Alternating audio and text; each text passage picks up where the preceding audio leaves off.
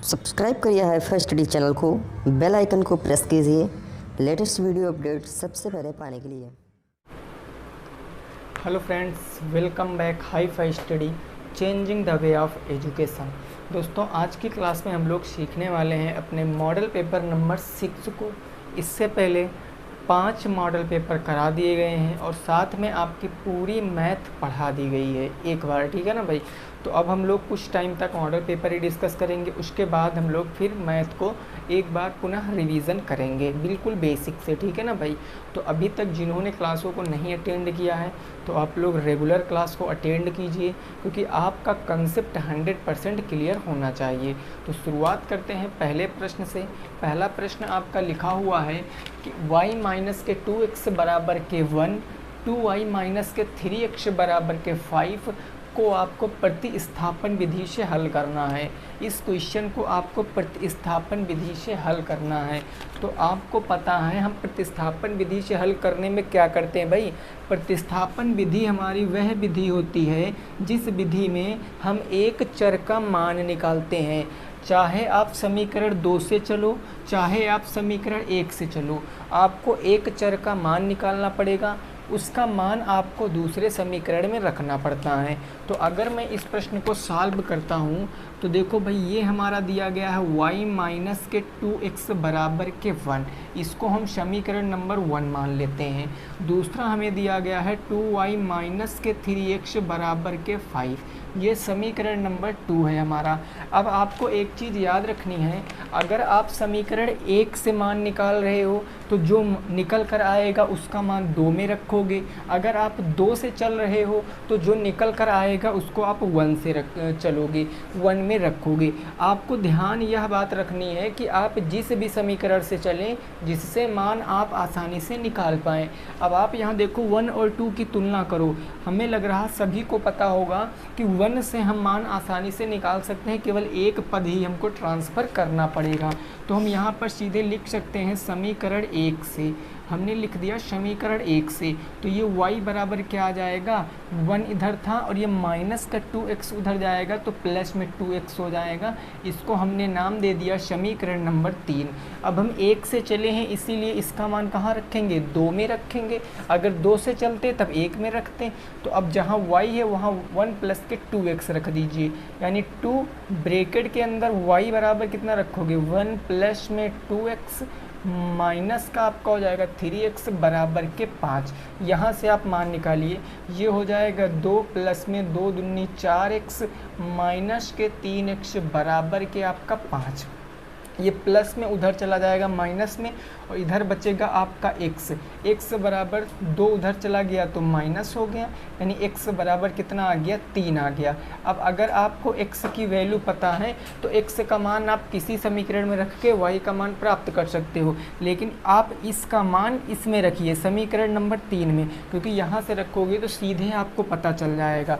अगर आप दोस्तों 3 में रख रहे हो x बराबर 3, तो देखो y बराबर 1 प्लस में अब x बराबर 3 रखोगे तो 2 गुणे के क्या हो जाएगा 3, यानी y बराबर क्या आएगा, 3 दूनी 6, 6 एक कितना आ जाएगा 7, 3 दूनी 6 एक 7, x बराबर आपका आ गया 3 और y बराबर 7 आपका आंसर है पहले क्वेश्चन का। x बराबर 3 y बराबर 7 आपका क्वेश्चन का आंसर है। नोट करिए। नेक्स्ट प्रश्न पे पहुँचेंगे, प्रश्न संख्या नंबर 2 पर। इसको नोट कर लीजिए, फिर दूसरे प्रश्न पर पहुंचते हैं। ठीक है भाई, क्लियर हो गया पहला क्वेश्चन। चलो अगला प्रश्न देखते हैं, दूसरा नंबर।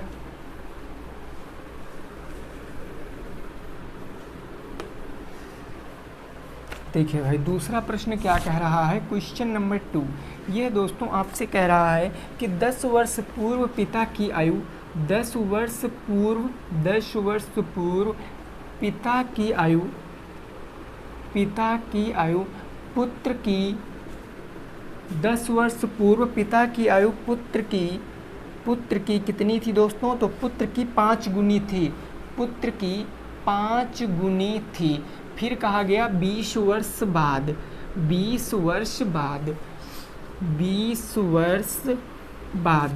ये हो गए 20 वर्ष बाद पिता की उम्र पुत्र की उम्र से 2 गुनी है। पिता की आयु पुत्र से 2 गुनी हो जाएगी, पुत्र से 2 गुनी हो जाएगी, 2 गुनी हो जाएगी। तो आपको बताना है पिता की वर्तमान उम्र, पिता की वर्तमान आयु आपको बताना है। जल्दी से लगाओ इस प्रश्न को। ये भी आपका समीकरण का क्वेश्चन है, आप इसको इजीली सॉल्व कर सकते हो। एक कंसेप्ट आपको याद रखना है कि अगर पहले की बात करेगा, पहले की बात तो माइनस करेंगे, और अगर बाद की बात कर रहा है ना तो हम प्लस करते हैं, क्योंकि जितने साल हम बड़े होंगे उतने साल हमारे पिताजी भी बड़े होंगे। जितने साल हम पहले छोटे रहे होंगे, अगर मैं 5 साल पहले अपनी उम्र पूछूं तो मैं अपने पिताजी की उम्र भी 5 साल कम करूंगा, तब हम दोनों लोग साथ में हो पाएंगे, है ना। अगर प्रेजेंट की बात कर रहे हैं तो प्रेजेंट में, अगर हम भूतकाल की बात कर रहे हैं नहीं पास्ट की तो पास्ट में, अगर फ्यूचर की बात कर रहे हैं तो फ्यूचर में। अब यहाँ पर आपको इस प्रश्न को लगाना है, आप पिता की उम्र क्या मान लीजिए, x मान लीजिए भाई अपने आप से। पिता की उम्र आप कितनी मान सकते हो, पिता की उम्र आपने x मान लिया, और पुत्र की उम्र आप y मान लीजिए, पुत्र की उम्र आप y मान लीजिए। तो अगर आप यहाँ फर्स्ट कंडीशन देखोगे क्वेश्चन की, तो क्वेश्चन की फर्स्ट कंडीशन कह रहा है 10 वर्ष पूर्व। अच्छा, पूर्व मतलब दोस्तों क्या होता, पूर्व मतलब क्या होता, पहले, 10 वर्ष पहले। तो 10 वर्ष पहले मैं भी और 10 वर्ष पहले पिताजी भी, यानी 10 वर्ष पहले कौन, ये, तो x माइनस के 10, और 10 वर्ष कौन हो जाएगा, पुत्र, y माइनस के 10। अब देखो, अभी मैं इक्वल नहीं करूँगा, पिता की उम्र पुत्र की उम्र की 10 वर्ष पहले कितनी थी, तो 5 गुनी थी। अब ये आपस में बराबर होगा। अब हम इसको सॉल्व करेंगे तो x माइनस के 10 इज इक्वल टू 5y हो जाएगा, और माइनस में 5 दाम कितना हो जाएगा, 50। ये माइनस से उधर प्लस में ये इधर आ जाएगा, x माइनस के 5y बराबर, ये माइनस से प्लस में तो माइनस के 40। समीकरण नंबर 1 बन गया आपका, ठीक है ना। अब देखो सेकंड कंडीशन क्या कह रही है क्वेश्चन की दोस्तों, सेकंड कंडीशन कह रही है कि कितने वर्ष बाद, 20 वर्ष बाद। तो जब 20 वर्ष, अभी पहले था तो हमने माइनस किया, अब बाद की बात है तो अब हम प्लस करेंगे, 20 वर्ष बाद ना, यानी x प्लस में 20, और जब 20 वर्ष हम बड़े हो रहे हैं तो 20 वर्ष पिताजी और दोनों लोग बड़े होंगे। लेकिन क्वेश्चन कह रहा बराबर तभी उम्र होगी जब आप 2 गुनी करोगे अपनी उम्र। तो हमने अपनी उम्र का क्या कर लिया, 2 गुना कर लिया। अब इसको हम सॉल्व कर देंगे, यानी ये दोस्तों हमारा बच गया x प्लस के 20 बराबर के 2y हो गया, और प्लस में कितना हो गया, 40 हो गया। ये हम इधर लाएंगे माइनस में, ये प्लस से उधर जाएगा माइनस में, यानी x माइनस के 2y इज इक्वल टू 40, इधर माइनस में तो ये 20 बच जाएगा। ये समीकरण नंबर 2 बन गया। अब आप समीकरण 1 और 2 को देखिए, x के गुणांक क्या हैं भाई, बराबर हैं भाई। समीकरण 1 x के गुणांक बराबर है, तो आप जोड़ लीजिए। समीकरण 1 और 2 को जोड़ोगे कि घटाओगे, बताओ।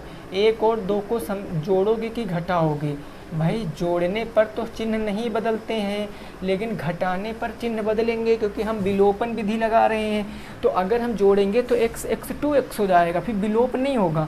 हम घटाएंगे तो घटाने पर लिखेंगे, तो इक्वेशन हमारी पहली क्या थी भाई, देखो पहली थी x माइनस के 5y, तो x माइनस के 5y बराबर के कितना है, 40 माइनस के। ये समीकरण नंबर 1 है हमारी। और दूसरी समीकरण क्या है भाई, x माइनस के 2y, x माइनस के 2y बराबर के कितनी है, 20 है। अब इसको जब घटाओगे तो नीचे के चिन्ह बदल जाएंगे, यानी ये माइनस हो जाएगा, ये माइनस तो प्लस में, ये प्लस तो माइनस में। अब देखो प्लस माइनस गुणांक सेम है, कट गया। माइनस के 5y प्लस के 2y, तो माइनस में 3y बराबर, माइनस के 40 माइनस के 20 माइनस के 60, यानी y बराबर कितना आ गया, y बराबर 3 दूनी 6, 20 आ गया। 20 क्या आया, y की आया ना, y क्या था, हमारे पुत्र थे। पुत्र की आयु 20 वर्ष आ गई, तो पिता की आयु कैसे ज्ञात करोगे, y का मान चाहे जिसमें रख दीजिए, चाहे समीकरण 1 में रख दीजिए, चाहे आप 2 में रख दीजिए। 2 में रखने पर, मैं 2 में रख रहा हूँ, अगर मैं 2 में रख दूंगा तो आप लोग यहाँ पर देख सकते हो, अगर मैं 2 में रख रहा हूँ, 2 क्या है हमारा, x माइनस के 2y, तो हम यहाँ पर लिखेंगे x माइनस में 2 मल्टीप्लाई y बराबर कितना रखेंगे, 20, तो ये हो जाएगा 20 बराबर के 20, 20 दूना 40, उधर जाएगा माइनस से प्लस में, यानी x बराबर 60 वर्ष। पिता की उम्र कितनी रही होगी दोस्तों, 60 वर्ष रही होगी। पिता की उम्र कितनी रही होगी? 60 वर्ष रही होगी। नोट कीजिए, नेक्स्ट प्रश्न पे पहुंचते हैं। इसको नोट कीजिए, फिर नेक्स्ट प्रश्न पे पहुंचते हैं। प्रश्न संख्या नंबर 3 पर, प्रश्न संख्या 3 पर पहुंचते हैं। क्लियर हो गई बात ना? चलिए, एक कंसेप्ट ज़रूर दिमाग में याद रखना कि अगर पहले की बात कर रहा है तो हम माइनस करेंगे दोनों में, और अगर बाद की बात कर रहा है तो हम प्लस करेंगे दोनों में। जो कुछ करेंगे तो दोनों में करेंगे, अदरवाइज़ हमारा समीकरण फिर नहीं बन सकता है, हम इक्वल नहीं दिखा सकते हैं। ठीक है ना भाई? तो ये दिमाग में याद रखना हमेशा। चाहन आप इसको एक चर में भी लगा सकते थे, बट वो थोड़ा सा आपके लिए लैंग्वेज डिफ़िकल्ट बैठती। ठीक है ना? इसकी ट्रिक भी होती है कि आपको चर नहीं मानना है, सीधे आप यहाँ पर लगा सकते थे, बट आपको कंसेप्ट से लगाना, इसलिए मैंने आपको ये बताया। क्वेश्चन नंबर 3 क्या कह रहा है? क्वेश्चन नंबर 3 कह रहा है दोस्तों, किसी लंबाई का 8वां भाग, किसी लंबाई का 8वां भाग और कौन सा भाग है भाई? 12वां भाग मिलकर, और 12वां भाग मिलकर 80 मीटर है। 12वां भाग मिलकर 80 मीटर है। तो आपसे पूछे है लंबाई क्या है? तो लंबाई आपसे पूछे है कि लंबाई बताओ। ये प्रश्न है आपका, जल्दी से बताओ। किसी लंबाई का 8वां भाग और 12वां भाग मिलकर 80 मीटर हो जाता है, तो आपको लंबाई बतानी है। बिल्कुल नॉर्मल सा प्रश्न है, आप इजीली इसको सॉल्व कर सकते हो। भाई देखो, हमें जो चीज़ नहीं पता होती है उसको हम मान लेते हैं। हम यहाँ पर मानेंगे कि माना हमारी लंबाई कितनी है, माना लंबाई हमारी x है, x हो गई लंबाई। अब x का कौन सा भाग? 8वां भाग। अब अगर आप प्रश्नानुसार चल रहे हो भाई, पॉइंट टू पॉइंट समझते रहना। अगर आप प्रश्नानुसार चल रहे हो तो 8वां भाग, x का कौन सा भाग सर? 8वां भाग। तो x का 8वां भाग, और मिलकर किससे मिलकर? 12वें भाग से। कितना योग हो जाता है? 80 हो जाता है। बस बन गया। अब इसको सॉल्व करोगे तो 12 8 का लासा कितना आएगा भाई? 96, और 24 भी आ सकता है, तो ये 24 हो गया। 8 तिरिक 24 और 3x ये आ गया, प्लस 12 दूना 24 और ये 2x आ गया, बराबर में कितना आ गया सर? 80 आ गया। ये कितना हो गया? 5x बराबर कि 26 24 है ना भाई, यहाँ पर 24 आपका बटे में उधर जाएगा गुणे में, यानी 80 गुणे के क्या हो जाएगा? 24 हो जाएगा। और ये 5 आपका गुणे में था, तो इधर आपका बटे में हो जाएगा। तो अब यहाँ से देखो, 16 पंचे 80, 16 गुणे 24 करोगे तो कितना आएगा भाई? 16 चौके 64 के 4, हासिल आ गया 6, 16 दूना 32, 6 38, 384 मीटर आपका जवाब है। 384 मीटर क्या थी? आपकी लंबाई थी, जिसका 8वां भाग और 12वां भाग मिलाकर अगर जोड़ोगे तो 80 मीटर आएगा। ये आपका राइट आंसर है, नोट करिए इसको। ये आपका राइट आंसर है, इसको नोट कीजिए। 384 मीटर आपका क्या हो जाएगा? सही जवाब हो जाएगा। ठीक है ना भाई? क्लियर हो गई बातें? चलो अगला क्वेश्चन देखते हैं। अगला क्वेश्चन 4 नंबर, क्वेश्चन नंबर 4।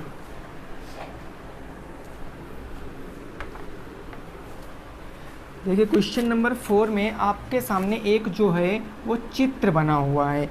एक आपके सामने चित्र बना हुआ है और आपसे क्षेत्रफल पूछे है। ठीक है ना भाई? देखो, ऐसे करके चित्र बना हुआ है भाई, ये ऐसे है,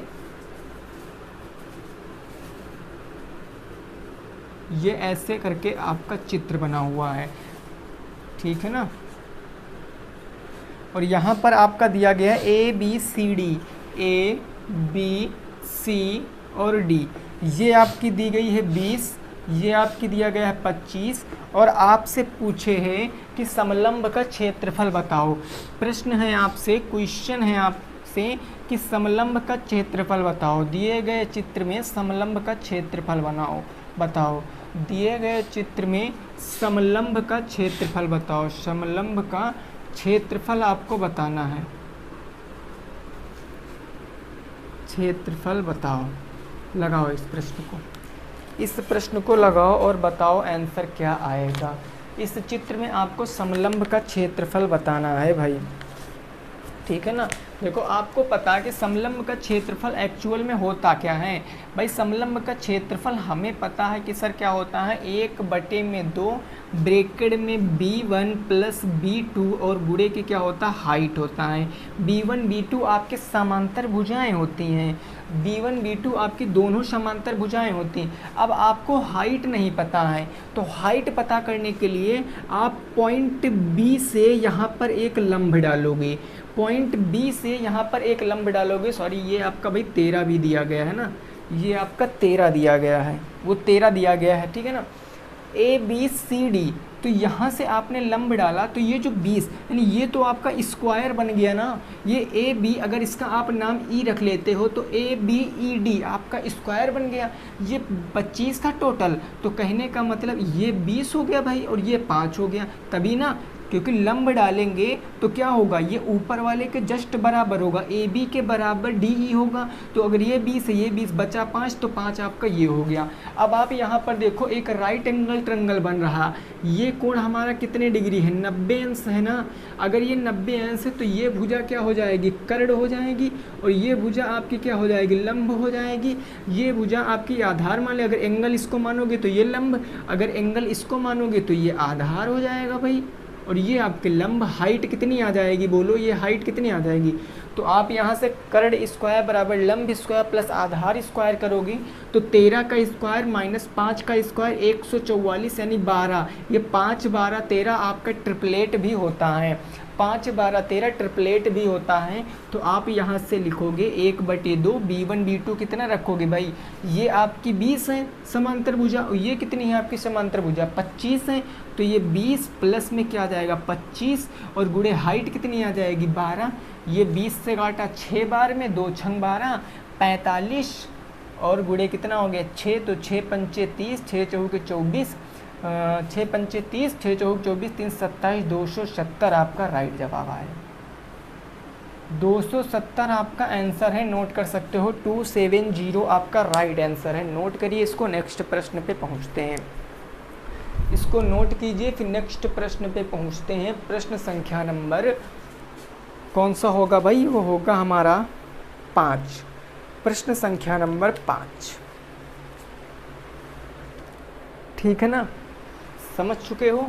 देखिए ये सब चीज़ें मैंने आपको टॉपिक वाइज पढ़ा रखा है, तो अगर आपको समझ नहीं आ रहा है तो आप प्लेलिस्ट में चले जाना, आपको 4th सेमेस्टर की प्लेलिस्ट मिलेगी, वहाँ पर आपको कंप्लीट वीडियो मिल जाएंगी, आप वहाँ से देख सकते हो, ठीक है ना भाई। अगला क्वेश्चन हमारा होगा 5 नंबर। क्वेश्चन नंबर 5 कह रहा है, किसी वृत्त पर 16 सेंटीमीटर जीवा पर, किसी वृत्त पर 16 सेंटीमीटर जीवा पर केंद्र से डाला गया लंब 6 सेंटीमीटर है, डाला गया लंब 6 सेंटीमीटर है, तो आपसे वृत्त का व्यास पूछे है। वृत्त का व्यास बताओ, वृत्त का व्यास बताओ, ये आपसे पूछे है। जल्दी से बताओ इस प्रश्न का आंसर क्या आएगा। अगर इस क्वेश्चन को आप समझ पा रहे हो तो इसका उत्तर बताओ क्या हो जाएगा। किसी वृत्त पर 16 सेंटीमीटर जीवा पर केंद्र से डाला गया लंब 6 सेंटीमीटर है, तो आपको वृत्त का व्यास बताना है, क्या हो जाएगा वृत्त का व्यास। नॉर्मल सा प्रश्न है। देखो भाई, हम यहाँ से अगर हम इस क्वेश्चन को अपनी एक चित्र में कन्वर्ट करने की कोशिश करते हैं तो ये हमारा कोई एक वृत्त रहा होगा। जीवा कितनी है 16 सेंटीमीटर, ये हमारी मान लिया जीवा है, पॉइंट ए पॉइंट बी, ये 16 सेंटीमीटर है, ठीक है ना। ये सेंटर हो गया किसका, वृत्त का, और सेंटर से डाला गया लंब कितना है 6 सेंटीमीटर है जीवा पर, और ये आपका 6 सेंटीमीटर हो गया। अब आपको दूरी बतानी व्यास की, तो व्यास हमारा यही ना होगा भाई, व्यास हमारा यही ना होगा। वृत्त के अंदर केंद्र से गुजरने वाली रेखा को क्या कहते हैं हम लोग, व्यास कहते हैं, और व्यास भी एक जीवा होता है। तो आप देखो ये आपकी 2 रेडियस से मिलकर बना होता ना, यानी ये आपका R1 है, ये आपका R2 है, ये 2 रेडियसों से मिलकर, 2 त्रिज्याओं से मिलकर तो आपका ये बनता है। तो आप यहाँ पर देखो, अगर आपने ये लंब डाल दिया तो ये जीवा को 2 बराबर भागों में डिवाइड करेगा, यानी ये 8 हो जाएगा, ये 8 हो जाएगा। तो आप यहाँ से एक समकोण त्रिभुज देख पा रहे होंगे, ये आपका राइट एंगल ट्रायंगल, ये कर्ण है। आपको कर्ण बताना है, कर्ण ज्ञात कर लोगे, उसका डबल कर दोगे तो आपको व्यास पता चल जाएगा। यानी ये आप यहाँ पर ज्ञात करोगे तो देखो भाई, ये हमारा क्या आ जाएगा h। अगर हम r1 का स्क्वायर निकालें तो r1 स्क्वायर यानी कि 6 का स्क्वायर और प्लस 8 का स्क्वायर होगा ना। तो हम r1 स्क्वायर देखो भाई निकालते, 6 का स्क्वायर 36, 8 का स्क्वायर 64, तो 36 64 कितना हो गया भाई 100 हो गया। और ये स्क्वायर हटाएं तो रूट, यानी r1 की वैल्यू क्या आएगी दोस्तों 10 सेंटीमीटर आएगी। r1 की वैल्यू 10 सेंटीमीटर, अगर r1 10 है और 10 ये है, 10 10 मिलकर क्या हो गया 20 हो गया। तो हम कह सकते हैं कि व्यास हमारा कितना हो जाएगा 20 सेंटीमीटर हो जाएगा। r1 यानी कि रेडियस का डबल हो जाएगा। ये आपका आंसर है, नोट करिए। नेक्स्ट प्रश्न पे पहुंचते हैं, इसको नोट कीजिए, फिर नेक्स्ट प्रश्न पे पहुंचते हैं जो होगा हमारा 6 नंबर प्रश्न। इसको नोट कर लीजिए भाई, फिर 6 नंबर क्वेश्चन देखते हैं। क्लियर बात?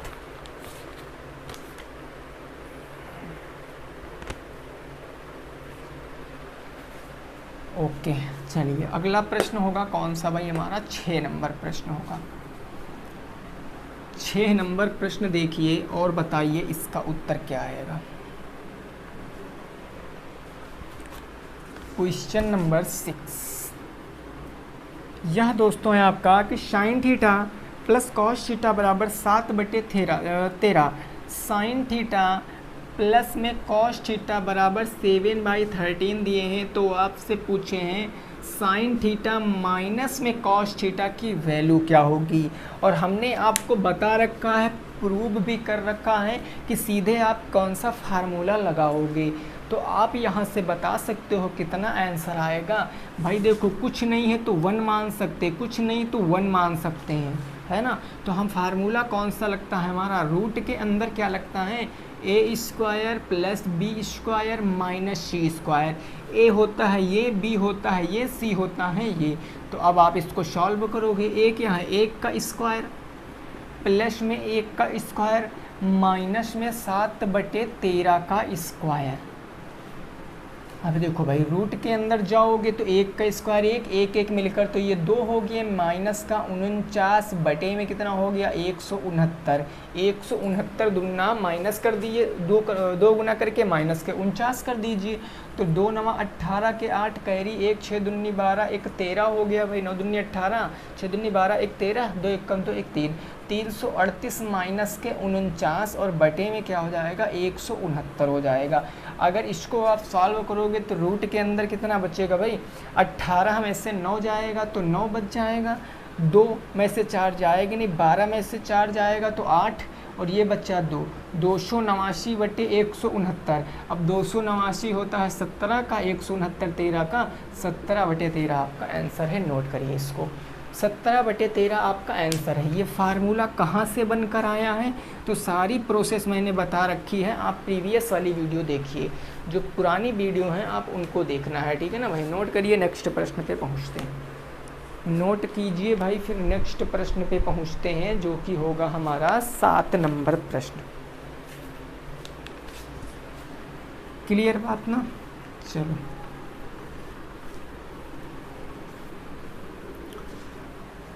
देखिए भाई, क्वेश्चन नंबर 7।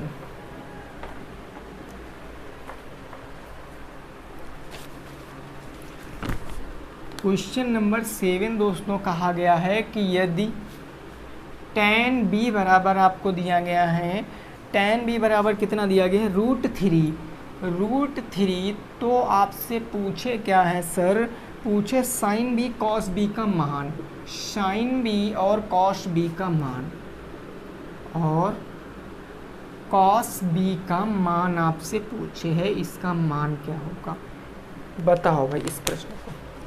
इस प्रश्न को बताओ क्या आएगा उत्तर जल्दी से। इसमें किसी भी साथी को कोई दिक्कत होनी ही नहीं चाहिए, क्योंकि सिंपल सी बात, ऐसा क्वेश्चन मैंने इससे पहले वाली वीडियो में भी कराया था कि tan b बराबर क्या होगा भाई, लाल बटे कक्का, लंब बटे आधार होता है कि नहीं होता है। लाल बटे कक्का, यानी ये है √3, आधार है इसके नीचे 1, तो कर्ण कितना आ जाएगा। अगर आप एक राइट एंगल ट्रायंगल बनाते हो, आप एंगल बी को लेते हो, तो मैंने माना ये बी है, ये ए है, ये सी है, ये ए है और ये सी है, तो सी हमारा 90 डिग्री हो जाएगा। तो एंगल आपने बी को लिया तो लंब क्या होगा √3, ये होगा, आधार क्या होगा 1, तो कर्ण क्या आ जाएगा लंब स्क्वायर प्लस आधार स्क्वायर, √3 का स्क्वायर करोगे 3 प्लस में 1 का स्क्वायर 1, √4 का मतलब 2 आ जाएगा। कर्ण कितना आ जाएगा 2 आ जाएगा। अब आपको यहाँ साइन भी कॉस भी की वैल्यू बतानी, साइन थीटा बराबर लंब बटे में कर्ण, लंब क्या है भाई साहब आपकी √3, तो √3 कर्ण क्या है 2, तो √3/2 एक आंसर।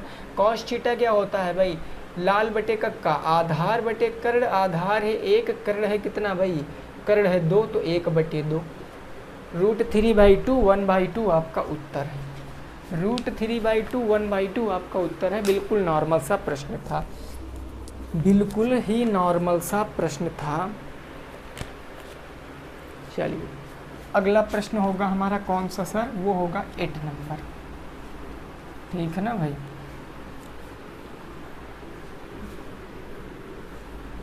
क्वेश्चन नंबर 8,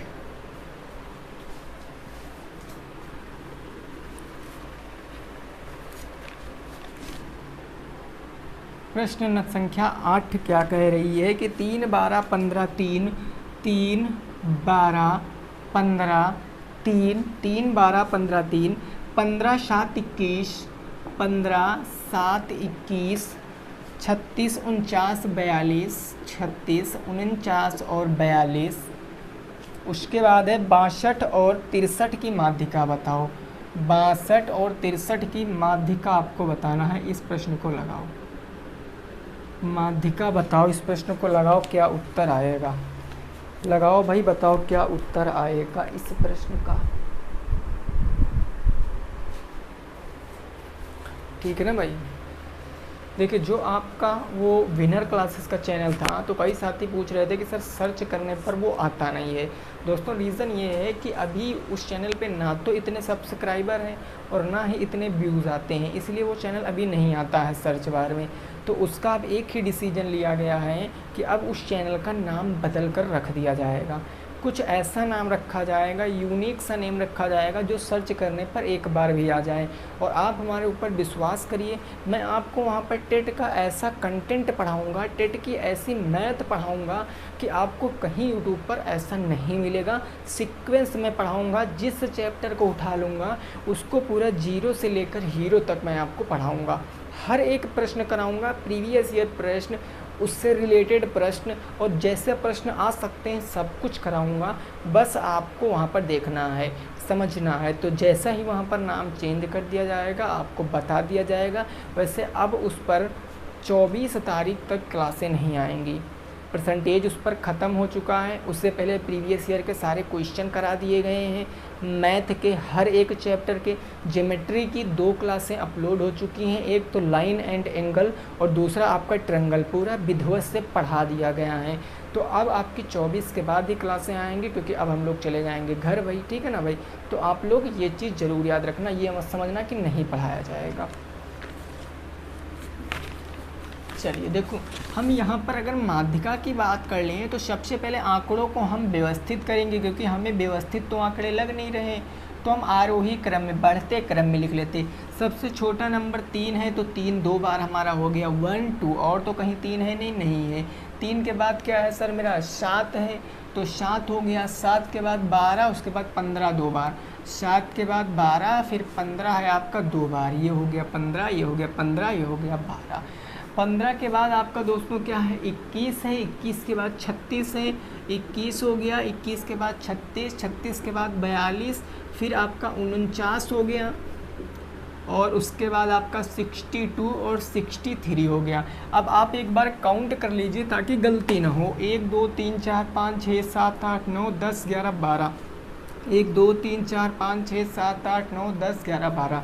अगर n की वैल्यू 12, अब 12 है ना भाई, 12 चूँकि क्या है एक सम संख्या है, और ये जब 12 मेरी एक सम संख्या है, तो आप बताओ मीडियन इज इक्वल टू कौन सा फार्मूला लगाते हैं, जितने भी साथी लगा चुके हैं 1/2 और ब्रैकेट में n/2 वह पद होता है और प्लस में n/2 प्लस के 1वां पद है ना भाई।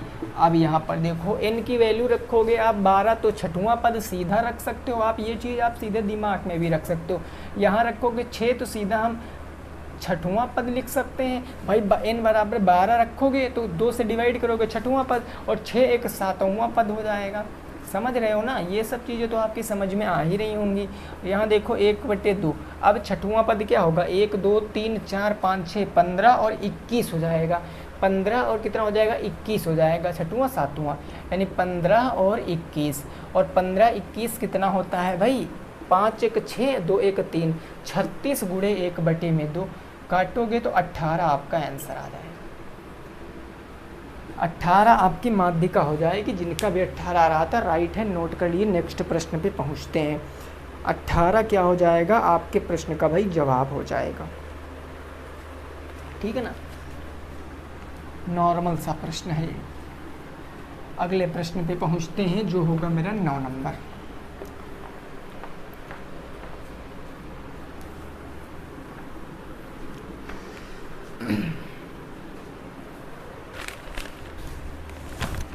क्वेश्चन नंबर 9 दोस्तों क्या है ज़रा समझ लीजिए। ये कह रहा है कि यदि, बढ़िया क्वेश्चन है भाई, यदि 1 की पावर 3 प्लस 2 की पावर 3 प्लस 3 की पावर 3 प्लस 4 की पावर 3 और 5 की पावर 3 बराबर अगर आपको दिया गया है 2 2 5, तो आपसे वैल्यू किसकी पूछी है दोस्तों, ज़रा देखो।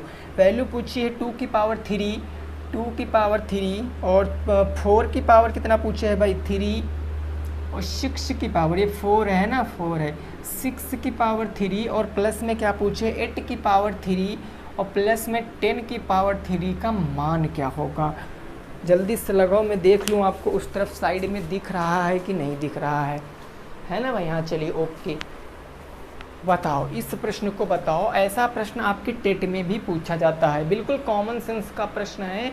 आप देखो, आप इस क्वेश्चन को जो जिसका मान बताना आप उससे चलिए भाई, मान किसका बताना है 2 की पावर 3 ओके, और प्लस में क्या बताना है 4 की पावर 3 प्लस 6 की पावर 3 प्लस 8 की पावर 3 प्लस 10 की पावर 3।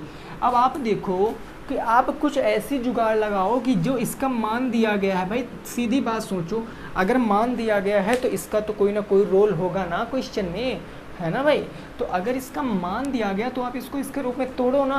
कैसे सर, अगर मैं 2 की पावर 3 यहाँ से कॉमन ले लूँ, अगर मैं 2 की पावर 3 कॉमन ले लूँगा तो ये कट कर 1 की पावर कितना बचेगा 3 बचेगा, और ये 2 दूनी 4, ये 2 की पावर कितना बचेगा 3 बचेगा, 2 3 6, 3 की पावर कितना बचेगा 3, 2 चौके 8, 4 की पावर 3, 2 पंची 10, 5 की पावर 3।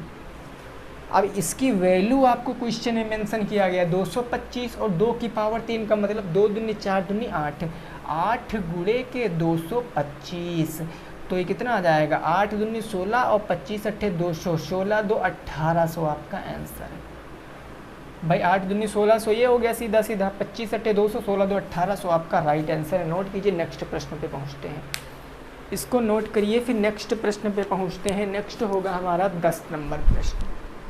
नेक्स्ट कौन सा होगा सर, 10 नंबर प्रश्न हो जाएगा,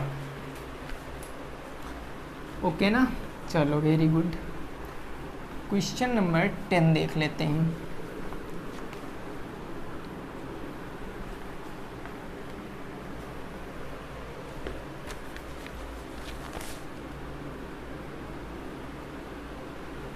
यह दोस्तों है 3/2 प्लस में रूट के 2 को हल करो, इसका उत्तर आप बताओ, इसका उत्तर आप बताओ। देखिए अब ये भी क्लासें आपकी 24 के बाद ही भैया आएंगी। अब आपकी देखिए आज कितनी तारीख है भाई, आज आपकी कितनी तारीख है, ये देखो आज आपकी जो भी तारीख बीत चुकी हो, खैर हमें तो नहीं पता है, याद नहीं है, बट जितनी भी तारीख हो याद रखना 24 तारीख के बाद ही क्लासें आएंगी, क्योंकि 24 को हम लोग घर से यहाँ वापस आएंगे, तो फिर 25 से कंटिन्यू हम लोग करने वाले हैं, ठीक है ना भाई, क्लियर। चलो देखो अब ऐसे प्रश्नों में मैंने बताया था कुछ करना ही नहीं है। आप परिमेय करण पढ़े होगे भाई, नहीं पढ़े हो तो हमने भी पढ़ाया। ये जो नीचे वाली संख्या लिखी होती है ना, इसके अपोजिट चिन्ह से ऊपर नीचे गुणा करा दो। नीचे क्या है 2 + √3 है ना, तो आप गुणा कराओगे 2 - के √3 से यहाँ पर और 2 - के √3 से नीचे, इसी को बोलते हैं परिमेय करण। तो अब यहाँ से आप ऊपर गुणा कराओगे 3 दूनी 6 - के 3 √3 बटे 2 हो गया आपका 4 ± √2, सॉरी ये भाई √2 है ना, ये भैया √2 है, गड़बड़ हो जाता अभी मामला सब, √2। तो देखो भाई 2 दूनी 4 हो गया, √2 आपका 2 हो गया।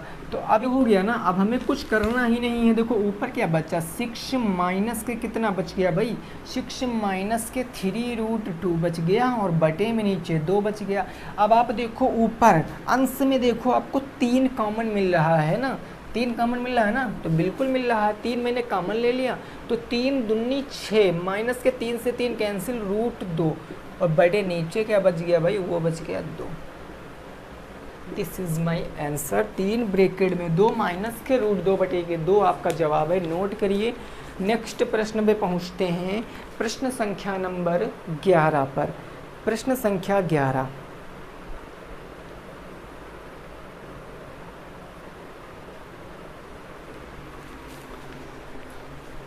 ठीक है ना, चलो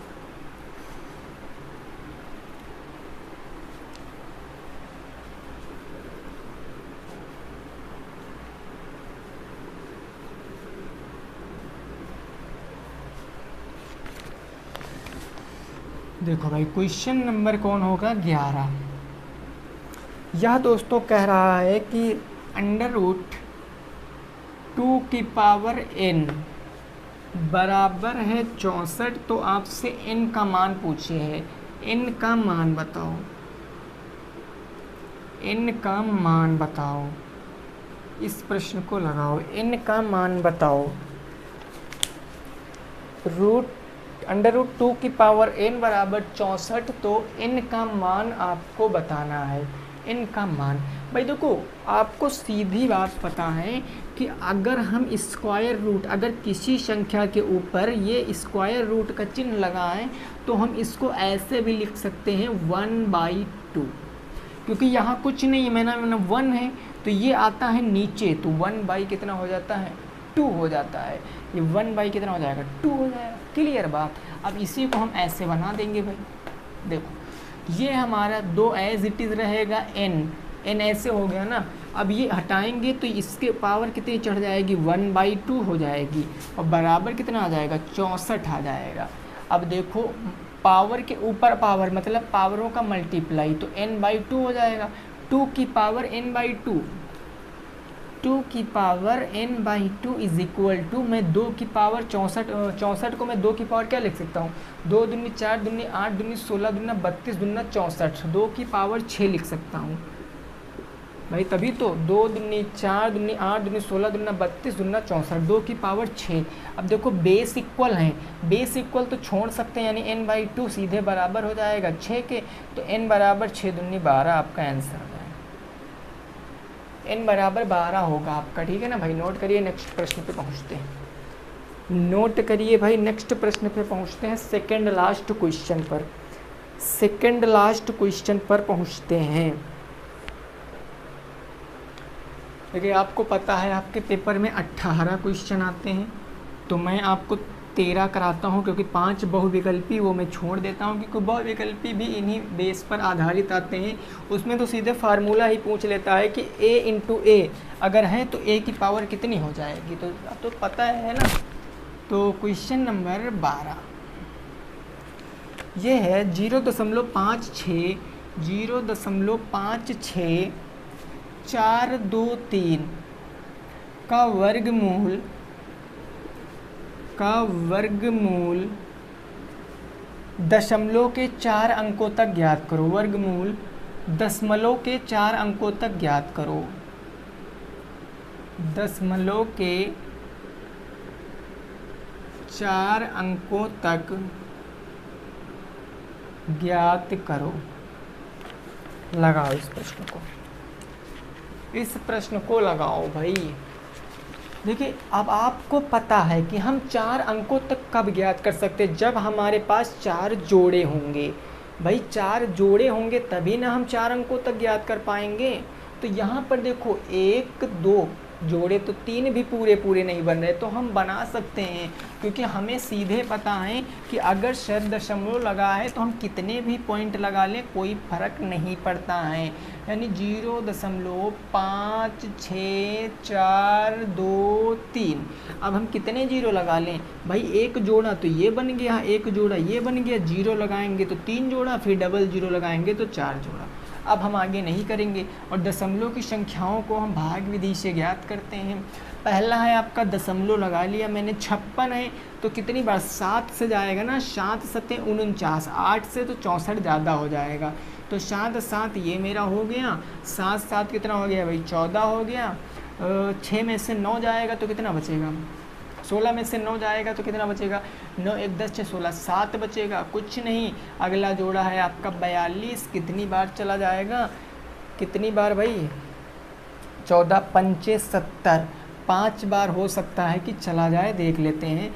5 पंजे 25 के 5 कैरी आ गया आपका 2, 5 चौके 20, 2 हो गया 22, 5 एक कम 5, 2 हो गया 7, 725। ये 5 उठा के यहाँ पर ऐड कर देंगे तो ये 145, 5 150, इधर घटाएंगे 12 में से 5 जाएगा 7, 3 में से 2 जाएगा 1, 17। नेक्स्ट जोड़ा मेरा है 30 का, तो 17 30 हो गया। अब एक बार जाएगा क्योंकि तभी तो 1501 हो जाएगा, तो 1501 ये एक उठा के भाई यहाँ पर ऐड कर लेंगे तो ये कितना आ जाएगा 1502 आ जाएगा, आएगा ना 1502।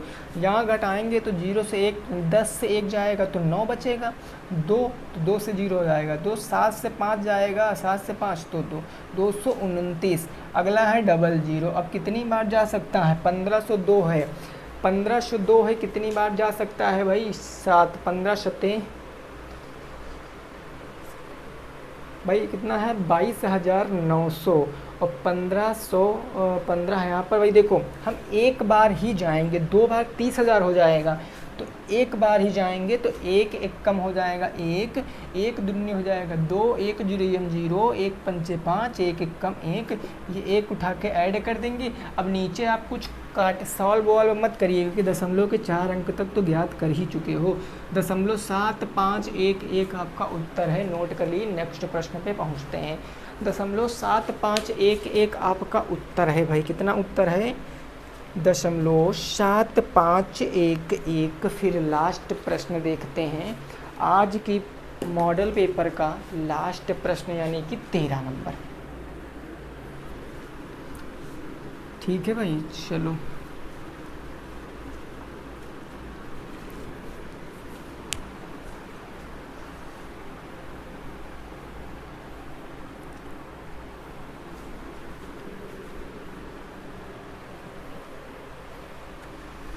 देखिए क्वेश्चन नंबर 13 ये कह रहा है कि 4 अंकों की बड़ी से बड़ी पूर्ण वर्ग संख्या बताओ। 4 अंकों की बड़ी से बड़ी पूर्ण वर्ग संख्या बताओ, पूर्ण वर्ग संख्या बताओ। इस प्रश्न को लगाओ भाई, इस प्रश्न को लगाओ। कल मैंने छोटी से छोटी पूछा था, यहाँ मैंने बड़ी से बड़ी पूछ लिया, कोई दिक्कत नहीं, आसानी से लगा पाओगे।